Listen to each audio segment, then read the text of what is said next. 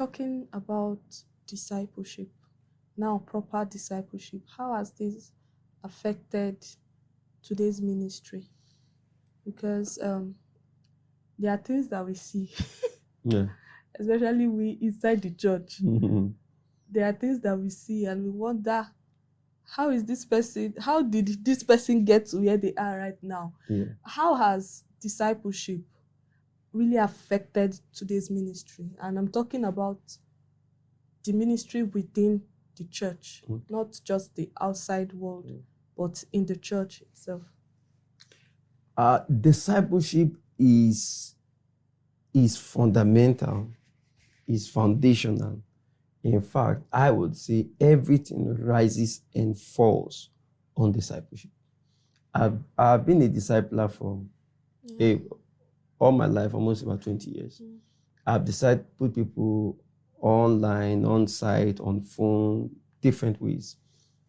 And I can tell you that literally everything within the church rises and falls on discipleship. Lack of authentic discipleship, lack of adequate discipleship, lack of correct discipleship is what is responsible for what we see today. Discipleship at some point was abandoned. It was left out. There were all kinds of trends that came that made discipleship to be de-emphasized. And the moment it was de-emphasized, we began producing several other things. You see, Jesus, when he walked the face of the earth, he healed the sick, he raised the dead, he fed the poor, but he committed himself to raising disciples. And you see, that was what held his work back on the face of the earth. And he had all levels of disciples. He had the crowd, which eventually said, crucify him. He had the 500 to whom he appeared to after he died. He had the 120 that stayed at the upper room. He had the 70 or 72 he sent out 2 by 2 to go preach the gospel. He had the 12 whom he walked together with day and night. He had the 3 with whom he went to the mountain and they saw him at different levels. And he also had the 1 whom he could reveal the betrayal to without causing chaos in the group. So Jesus committed himself to discipleship at different levels and different categories. So what we see today in church, in ministry, is the lack of adequate, strategic, proper discipleship that caused a generational gap to come in between the generation that was discipled and the new generation which we find. Actually, let me say this.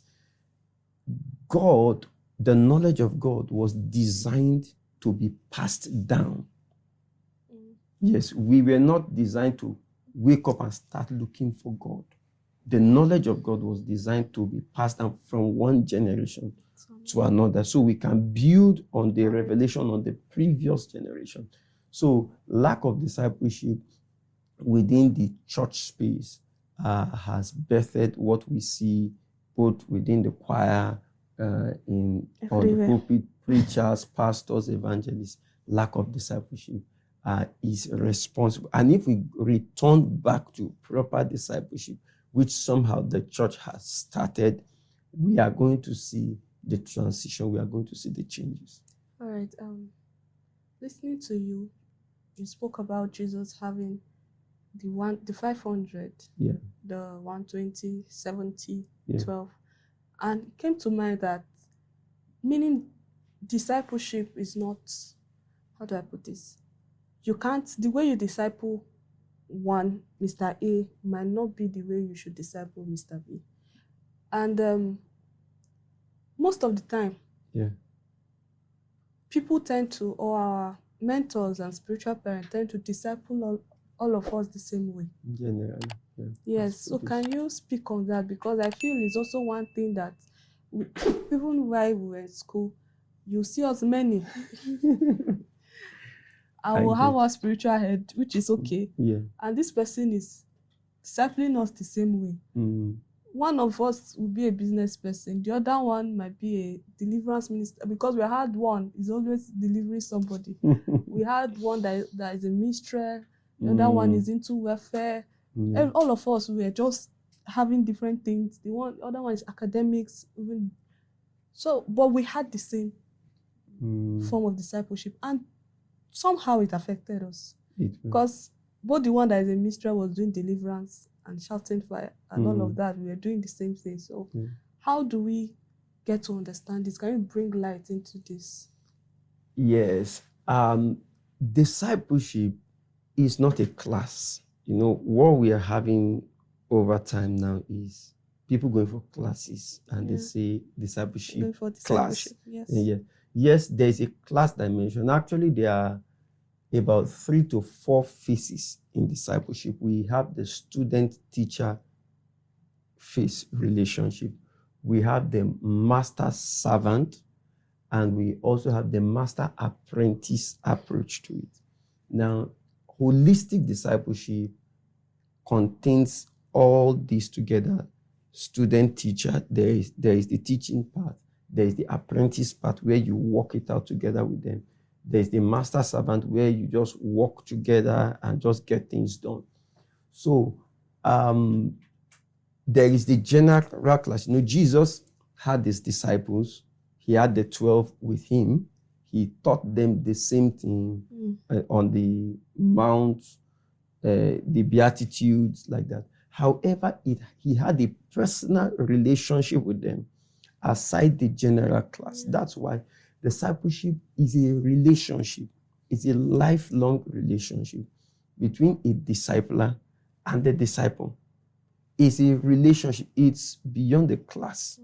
So when you have maybe 5 or 8 persons whom you're discipling, there is the general class where you teach them the general things. Then there is the individual relationship you have with each one of them that is tailor-made to their uniqueness. Is it everybody that can do discipleship?